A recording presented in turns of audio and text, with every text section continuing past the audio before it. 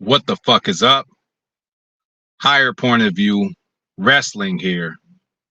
And we are here to review Monday Night Raw 129-24, the day after Royal Rumble, people. So, day after Royal Rumble. So now at this point, throughout the year, dead times of the year, WWE has some boring ass shows. Raw is 3 hours long. Do not think it should be. You guys can get all what you need to get done within 2 hours, and you will save the consumer a lot of time, especially unnecessary time where you can be doing things to enhance or to progress certain storylines without us having to watch an extra hour. But when it's WrestleMania season, when it's the Raw after WrestleMania, I like to, give a shout out to Triple H, give a shout out to the creative department for keeping my interest, man. For me not walking off and cutting off the TV now, I'd be a goddamn liar if I said I watched the whole thing from top to bottom. But I seen what I needed to see, and that's what we are here to talk about, right? So another thing about WWE, the whole first hour is kind of like you can miss it, right? Why?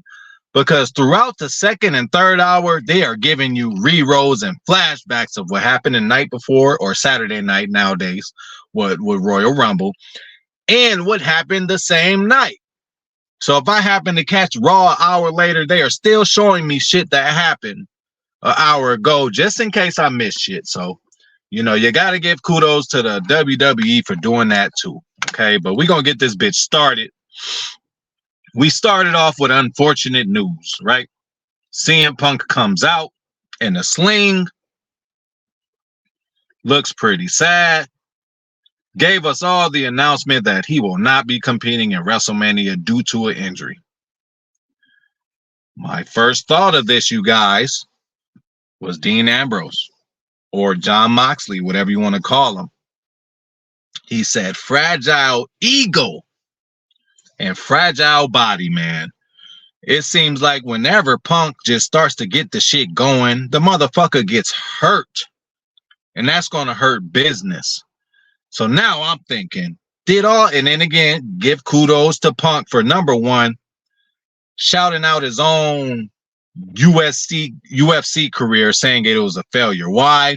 Because you already know one day when he's in a hot, heated promo with somebody's going to mention that shit. So he kind of did the Eminem 8 Mile deal.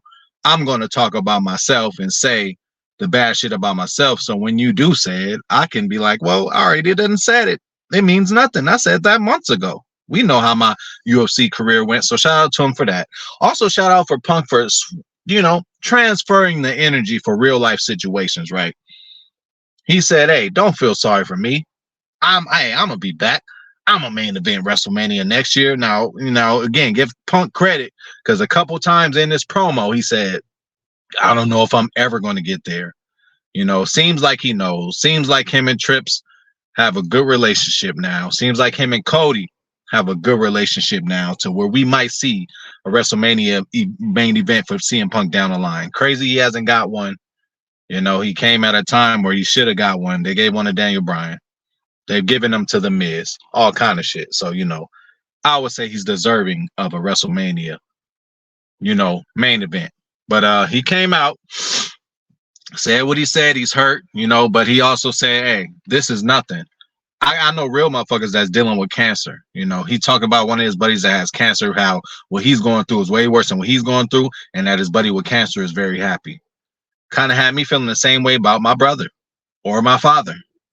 Serving life sentences in jail. God forbid, hope not. We wish and pray that they get out at some point. Everybody deserves a second chance, but that's what they're looking at right now. When I be talking to them, they be so excited and happy. I'd be like, well, damn, I'm free. All this little bullshit I'm tripping off of, I shouldn't be tripping off of. So I understand Punk on that. So he comes out, and then again, it's easy right now for WWE, and you guys better nail it. Why? You just came off of a successful Royal Rumble. So everything that you did in that Royal Rumble, you can stretch out throughout the next 3 weeks of Raw and SmackDown, so you can have a even better Elimination Chamber pay-per-view. And we having a beer today too, y'all. I would have came immediately after Raw, but I had to go and get my beer. So we smoking and drinking for the nightcap. Hey, if y'all ain't did it so far, if y'all ain't did it yet, get y'all drink and get y'all smoke. Okay. Punk comes out, sob story, 10 everybody don't be sorry for him, but he won't be available at WrestleMania. Drew McIntyre's music hits, right? Cool. Again, Drew is so likable that even as a heel, people gonna cheer for him because of the moveset, just because of the shit he does. But how do you get some heat? You got Punk in there with an arm sling. He's saying a very passionate speech, and your music interrupts. And as your music interrupts, Punk is like, I didn't expect this. So that put more dust, more fire on the flame, right? So they're just talking a little bit. And McIntyre says, look, and then again, y'all, I'm covering the points that I care about. I'm not going to cover the whole show. This is not a Monday Night Raw review. Maybe at some point, if it's requested, we'll go the whole 9 and talk about every single thing that happened. But I'm just talking about certain things that I seen that highlighted that gained my interest. So Punk coming out off the jump with a sling on, telling that horrible news is like, damn, again, is this guy injury prone?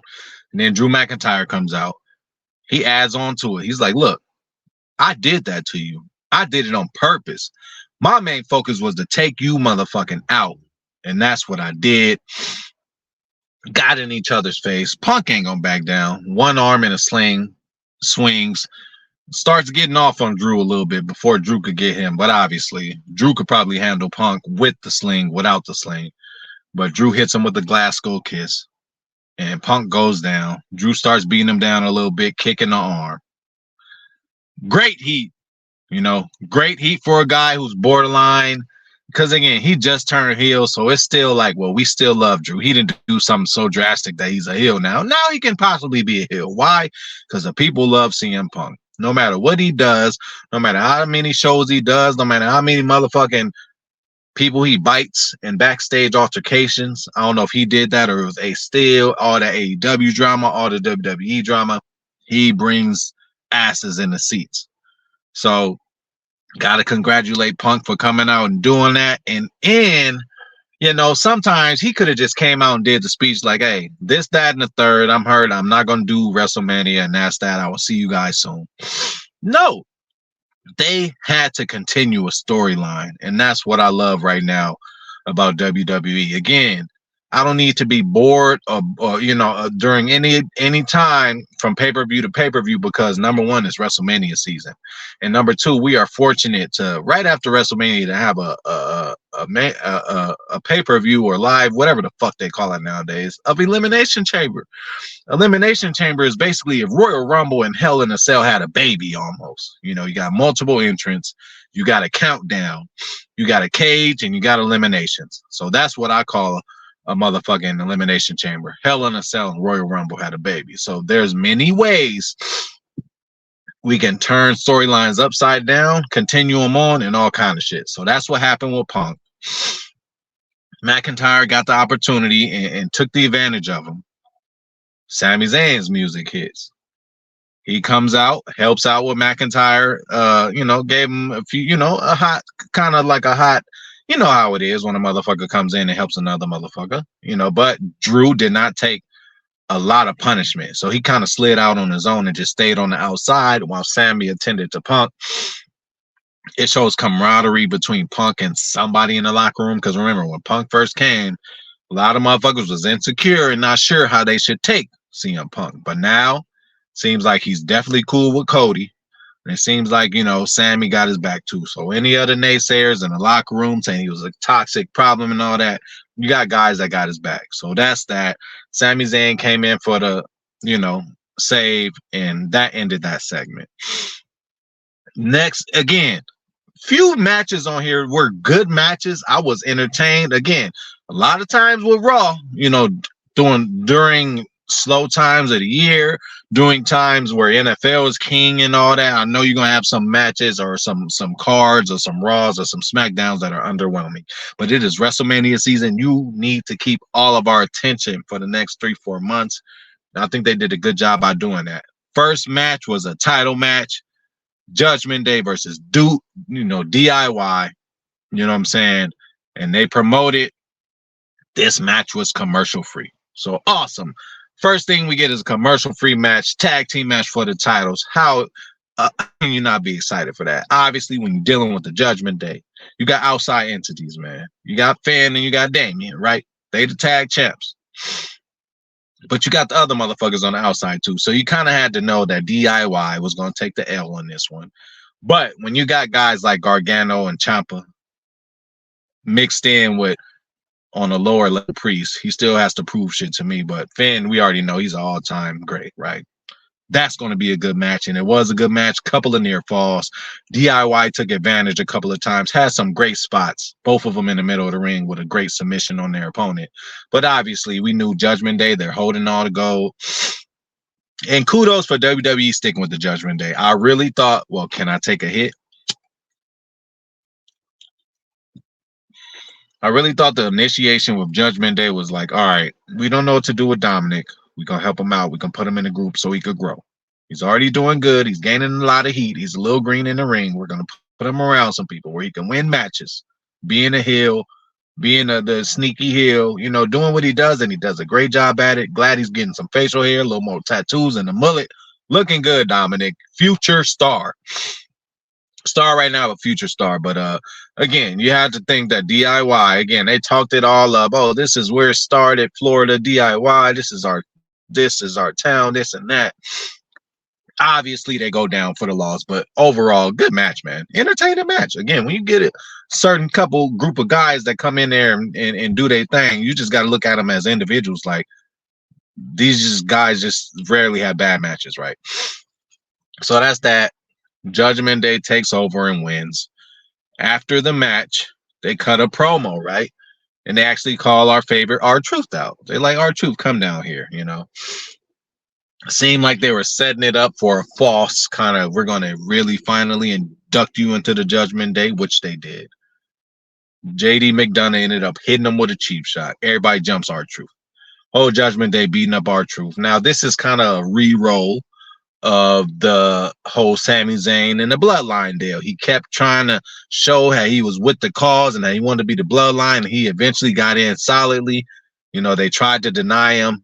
One of the twins was always against him, but he actually made it, and he paid dividends with the, being with the Bloodline. Although they separated him again, he's with his best friend Kevin and all that. Now he seems like a solo deal, which is cool too. But again, shout out to WWE for keeping it fresh. And they jump R-Truth, and then comes out the Miz. See, this is what I'm talking about.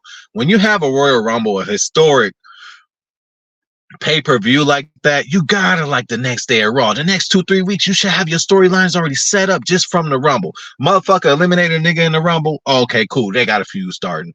Oh, somebody else do this in the Rumble. Okay, we got a feud starting. So that's what they're doing, and I like what they're doing with that. So now we're gonna go to the women's tag team division. Piper and Chelsea Green versus Shayna and Zoe Stark. Now, Piper and Chelsea, babyface kind of deal, like cute. You got the chunky little girl, and then it's a good dynamic between the two, right? But Shayna and Zoe looks like future champions. Shayna is bad alone. I love her with Ronda, but Ronda ain't around. But Shayna could do her thing alone, but it's cool that she has a sidekick because she's limited in certain things too. Sometimes promos, sometimes this, sometimes that. But she could go in the ring and she's a legit problem. Legit MMA fighter will beat bitches up. So you got to give Shayna that.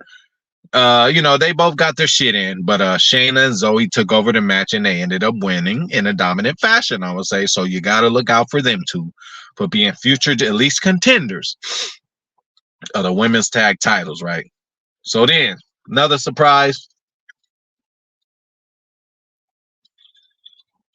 Not really surprised, but I'll call it like a curveball. Cody and Seth Rollins, right?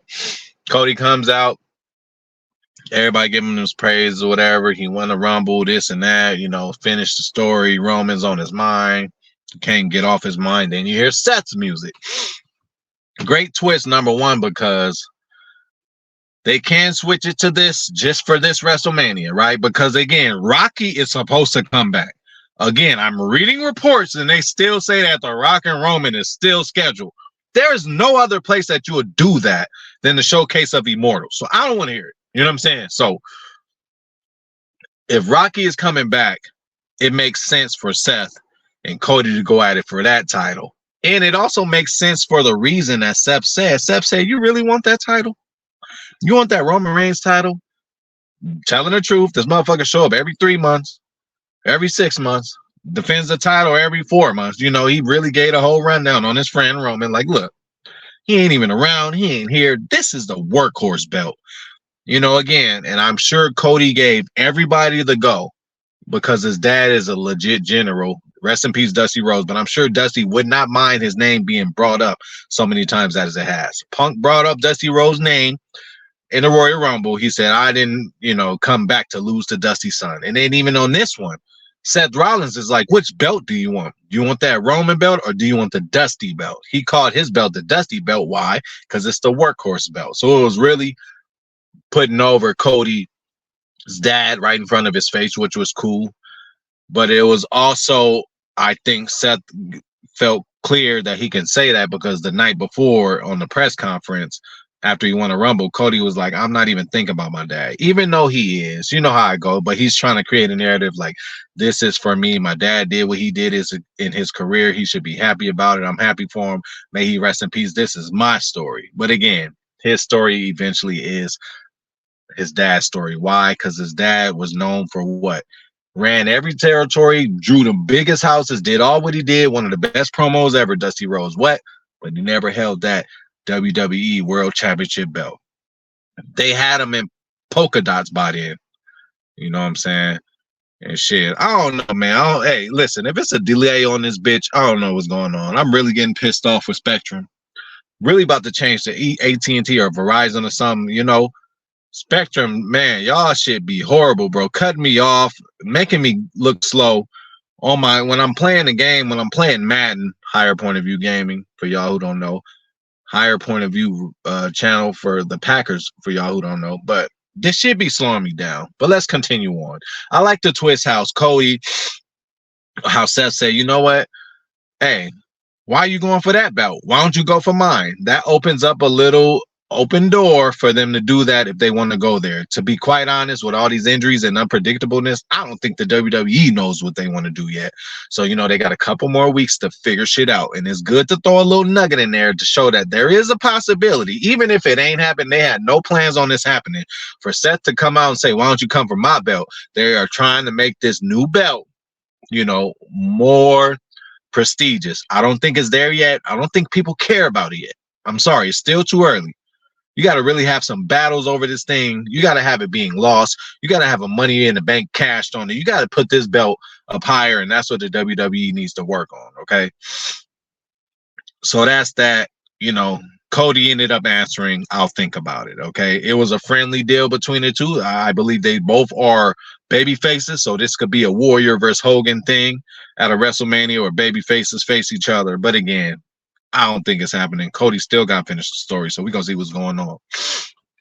So we're going to go to another match that was very entertaining. And a guy who, again, Viking Warriors or Raiders, whatever the fuck they are, Ivar, and I don't even know the other guy's name. I think it's Eric. I don't know where Eric is, but Ivar is a star in the making, heel star in the making, a guy who could put people over, a guy who could dominate matches, and we seen that against him and Chad Gable. And then again, Chad Gable is another guy, undervalued, but if you get Chad Gable in the match, you're going to get the best from him. You're going to get some good spots, and you're going to get a challenge. They would not put him against Gunther for no reason. Gunther done ran through Sheamus, done ran through McIntyre, done ran through all kind of people. So you got to give Chad Gable some respect for putting the challenge up to Gunther like he does, and for just being in the scene right now and executing perfect bridging German suplexes, man. Hey, they got kings of the frog splash, kings of the choke slam. You got the big boot kings. You got all kind of guys who you can debate, moonsault guys, you know, but hey, when it comes to a bridging suplex, especially that double one he does on all kind of opponents, you got to give Chad Gable a little love, man. Got to give him a little love. Him and Ivar had a mini classic, right? Just the two styles contrast, but they go together. Ivar again, moveset crazy. He'll probably be a good baby face one day if he has the, you know, comedic side behind him. I don't know. He kind of reminds me of Killian Dane. I used to love Killian Dane. Don't know what happened to him. Maybe he's over where he's from again, wrestling and couldn't handle WWE or whatever, the gruesome schedule, whatever. But Ivar is like if Killian Dane and motherfucking Barbarian goddamn had a baby. I don't know. You know what I'm saying? But I'm really intrigued and I really love Ivar. I think he could be a heavyweight challenger, right? Not gonna get the strap ever, not gonna get the belt ever. Might put him in an IC run into for when Gunther gives up his title to a babyface.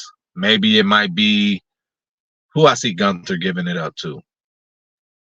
I don't know. They got to build somebody to beat Gunther because I think next year Gunther is on his way to being the main event heel or babyface, however they flip it. But Ivar beats Gable because of a interference by Valhalla. You know, the Ivar's valet manager, the one who at the Royal Rumble blamed R-Truth for getting her eliminated. So that happened. Gable versus Ivar, good match, especially for TV at that time.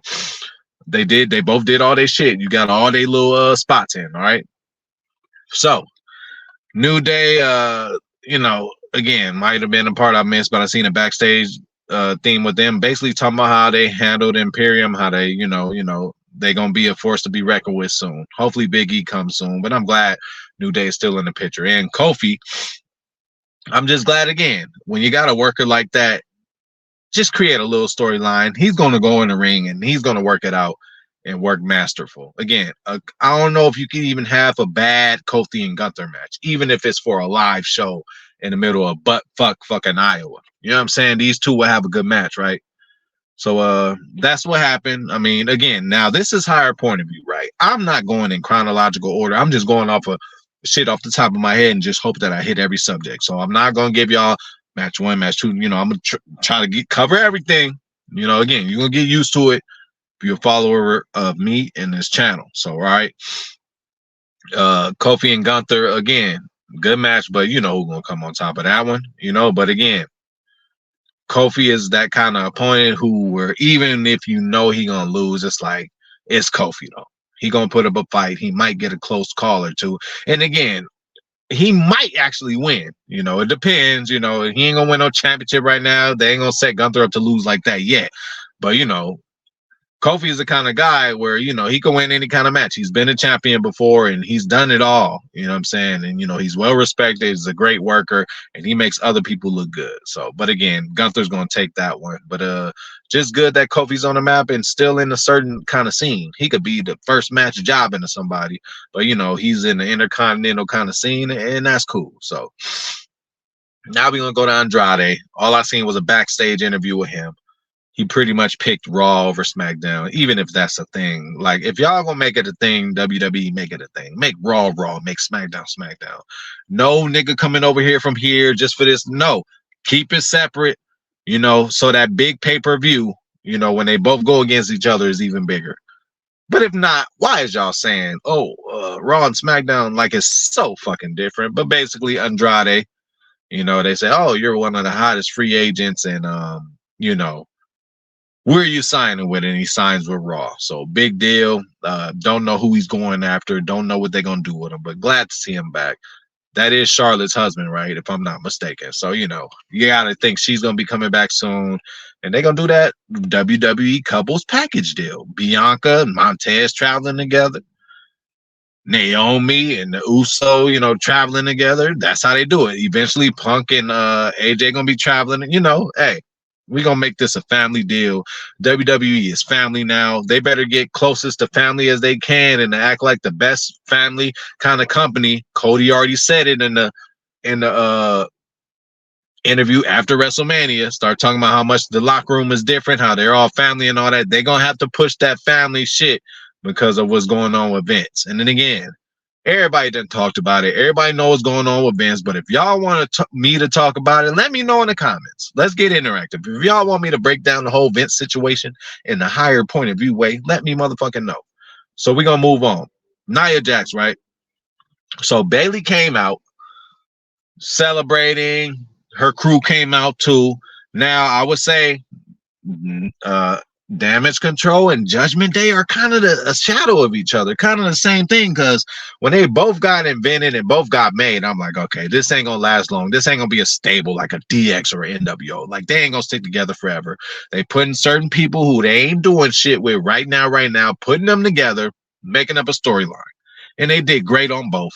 Now Judgment Day has all the gold, including the Money in the Bank. And now DIY, not DIY. What's the bitch's name? Well, I just said it. Damage Control. They got all the gold, so you got to respect them. Bayley just won I was about to say Super Bowl. Bayley just won a Royal Rumble, so she feeling good about herself too. So she came out to pretty much announce who she was gonna go after. Before that even happened, she's gloating about what she did. Rhea Ripley comes out. Rhea Ripley still walking to the ring on a mic like, hey, you know, I already know what's going on. Nia Jax comes out of nowhere and destroys Rhea on a ramp, just beats her ass pretty bad, you know. Goes in the ring after doing all that and goes straight up to Bayley. Didn't nobody want none of Nia. If I can remember, she might have beat them other bitches up too, and they got out the ring, and she put Bayley in the corner like, I don't give a fuck what you do, but you ain't getting Rhea. You're not challenging her for that belt, because that ass is mine, and she ain't even gonna make it to WrestleMania after I'm done with her. Gangster shit by Nia. Glad Nia came back and they're actually doing something with her. A part of the most historic family in the NBA. Like, I'm stuck in sports, y'all. NBA, NFL, in the WWE, the NY family. You already know The Rock, everybody, right? She's in that family, man. So I'm just glad that they giving her respect due. She's a woman version of Umaga. She's a woman version of Rikishi, whatever you want to call it. Her family members treat her as such. Put her on top. Make her that big monster. And she is the only one in recent time who's actually been an actual real threat to Rhea Ripley. Ripley been running through the fucking roster, y'all.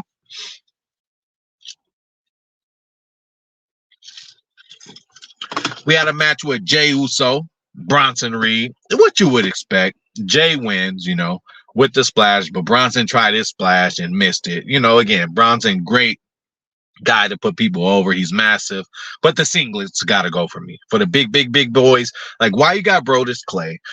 Why you got motherfucking Bronson Reed in singlets, man? It just don't look good. Put him in some leather pants with like a big tank top shirt on, or a shirt with sleeves on. Like, make him look big and protect him from not showing his body. You got these motherfuckers out there in singlets like they RVD, and it ain't even the singlets that go down to your hips. They got the draw singlets on. Like, cut it out. Put some goddamn leather pants on Bronson Reed. Put him with a, like, you know, nice little muscle shirt on. He could be that kind of guy. But y'all got this motherfucker out there in a onesie, man. But you know, good match. Bronson Reed's pretty good too. You know what I'm saying? He gets the job done. He does what he does well, what you would expect from a guy his size, and what he does well, right? If you ask me, who should get a bigger push, Ivar or Bronson Reed? Sorry, I'm going with Ivar. But we're gonna move on from that.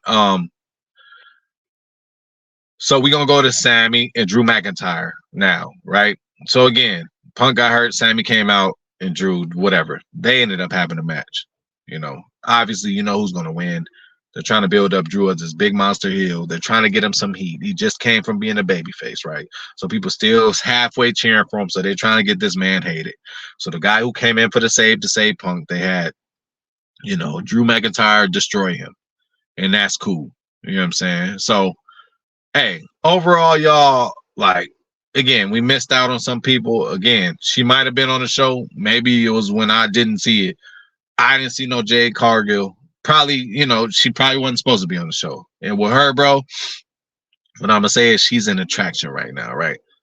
She's gonna become a wrestler once she gets the ins and outs, the ups and downs, and knowing how to sell and doing all that. But right now, she's an attraction as a such of a Brock Lesnar. Like you ain't gonna see, you don't have to see it. And you ain't gonna see Brock Lesnar every week on Raw. Sometimes let him get his point across, come through, beat a couple people up, but you're gonna see him on the pay-per-views because you're gonna have to pay to see him. That's what we're gonna be getting from Jade Cargill so far. You know, she got to work on her promos, and she kind of using that "I'm that baddest bitch" kind of talk, and she's doing it, and she's doing it well. Continue to protect her, but at the same time, you got to let the little birdie fly at some point, right? So WWE, hopefully y'all fix that. But yeah, uh, overall, cool show. Kept me interested. Continued storylines that actually made sense. Had some good matches. Made the 3 hours easier and more tolerable. Because sometimes, man, again, I didn't even catch the whole shit. I caught a good 2 hours of the whole shit. Probably 2 hours and 10 minutes of the whole shit. But with them redoubling back and saying what happened earlier in the night, the shit that I seen from Royal Rumble, I didn't miss anything. So hey, again, this has been the reaction to Monday Night Raw on January 29th, 2024. Hey, I am satisfied with this show. Hopefully they could keep it going. Now, I judge SmackDown's a little different from Raw's. And to be quite honest with y'all, I don't really watch SmackDown like that. Again, if if y'all want to hear all the information on this channel, it's up to y'all, man. Get up in them comments. Let me know what you want me to talk about. Not only is this my show, but this is y'all show. But this is my bit. This has been my review on Raw, y'all, man. Overall good show, man. Kept me interested. Extended storylines. Let us know where they're possibly going with things, and that's all you can ask for right now. Please keep it up, WWE. It is WrestleMania season. Keep us all interested. I don't want to be coming up on here talking about how bad and boring of a show it was. It is. You just came off a Royal Rumble, so you can live off of that shit for 2 weeks, okay? And then after that, you can start building up for Elimination Chamber. So we should not be seeing any boring Raws, man. So y'all keep it up, man. I'm talking to the WWE, but and then y'all keep it up here, man. Like, subscribe, man. Subscribe, like the channel. That's the only way we can take this shit to higher heights. Again, this is Higher Point of View Wrestling, and I'm out this bitch.